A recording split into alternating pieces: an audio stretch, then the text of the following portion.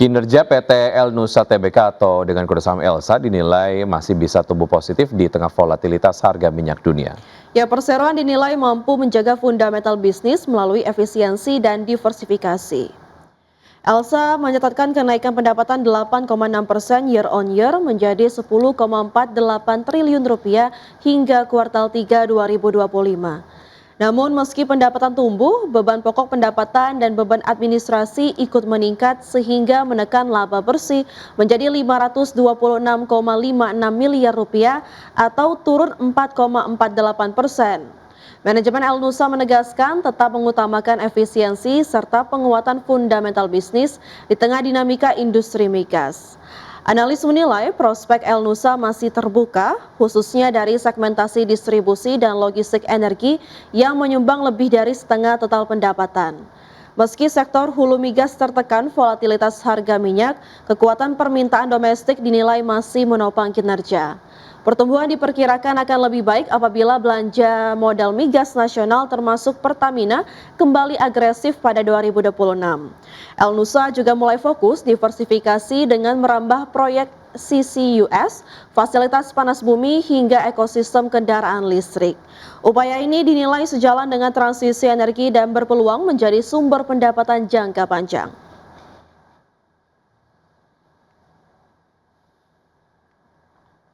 Pemirsa, PT Rumah Sakit PT Bunda Medik Tbk telah merealisasikan belanja modal senilai 102 miliar rupiah di sepanjang periode Januari hingga September 2025.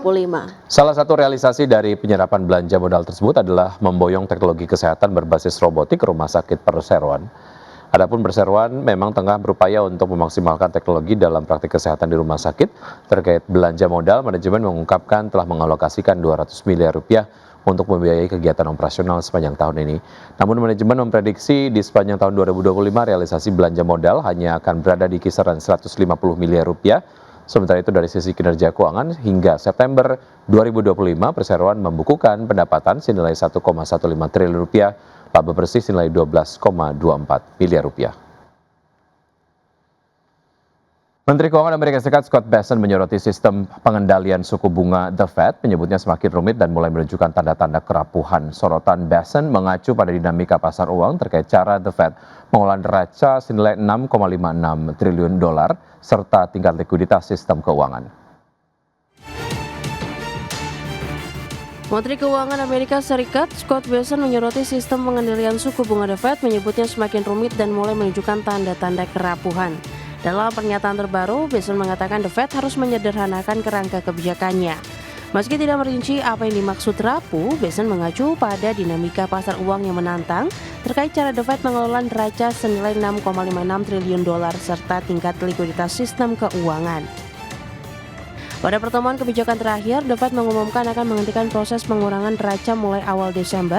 Langkah itu diambil setelah kondisi likuiditas mengetat jelang pertemuan Oktober, menyulitkan bank sentral mengendalikan suku bunga Fed Fund Rate dalam mencapai target inflasi dan lapangan kerja. Ketegangan tersebut mendorong bank-bank meminjam dana besar melalui Standing Repo Facility, fasilitas yang berfungsi membatasi lonjakan suku bunga jangka pendek. Selain itu, arus kas besar masuk ke fasilitas reverse repo The Fed yang menjadi lantai bagi suku bunga pasar uang. Bessent sudah mengkritik neraca raksasa The Fed yang dipenuhi obligasi hasil pembelian untuk menstabilkan pasar dan memberi stimulus ekonomi. Menurutnya, ukuran neraca yang terlalu besar mendistorsi harga obligasi dan kurva imbal hasil. Kritik itu juga senada dengan pernyataan Presiden Fed Kansas City, Jeffrey Schmidt, pada 14 November lalu yang menilai keberadaan neraca jumbo mengaburkan batas antara kebijakan moneter dan fiskal. Berbagai sumber, IDX Channel.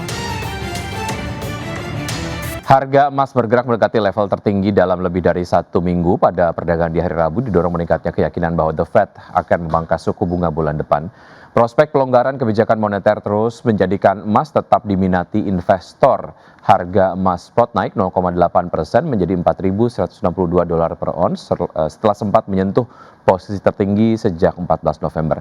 Analis menyebut fokus pasar kini bergeser dari pergerakan dolar menuju ekspektasi penurunan suku bunga pada Desember, di mana kenaikan harga emas tetap terjadi meski indeks dolar bergerak stabil.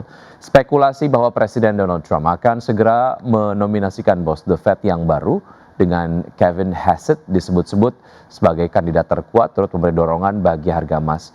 Adapun prospek emas disebut tetap positif dalam jangka menengah dengan sejumlah bank riset memperkirakan harga emas akan bertahan di atas $4.000 di tahun 2026.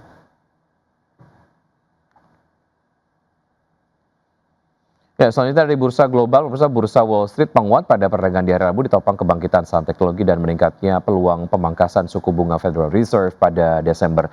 Sentimen positif tersebut mendorong investor kembali melakukan aksi beli sehari sebelum libur Thanksgiving.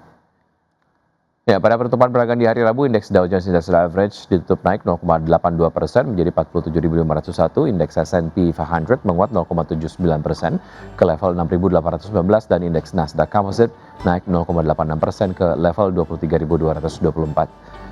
Selanjutnya dari bursa Eropa, pemirsa, bursa ekuitas Eropa melesat pada perdagangan di hari Rabu dipimpin lonjakan saham teknologi seiring meningkatnya ekspektasi pasar terhadap pemangkasan suku bunga The Fed. Indeks STOXX 600 ditutup melesat 1,09% ke level 574,21. DAX Jerman menguat 1,11% ke level 23.726 dan CAC 40 Prancis naik 0,88% ke posisi 8.096.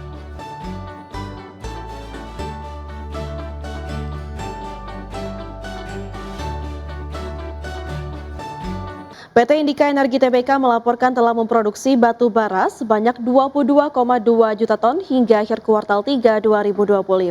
Realisasi produksi tersebut setara dengan 74% dari target sepanjang tahun 2025 yang dipatok sebesar 30 juta ton. Produksi batu bara PT Indika Energi Tbk hingga kuartal 3 2025 tercatat mencapai 74% dari target perseroan di sepanjang tahun 2025. Perseroan melalui PT Kideko Jaya Agung mencetak volume produksi batu bara sebesar 22,2 juta ton, turun dibandingkan periode yang sama tahun lalu sebesar 23,4 juta ton. Adapun sepanjang tahun 2025, Perseroan menargetkan volume produksi batu bara sebesar 30 juta ton dengan stripping ratio sebesar 5,5 kali.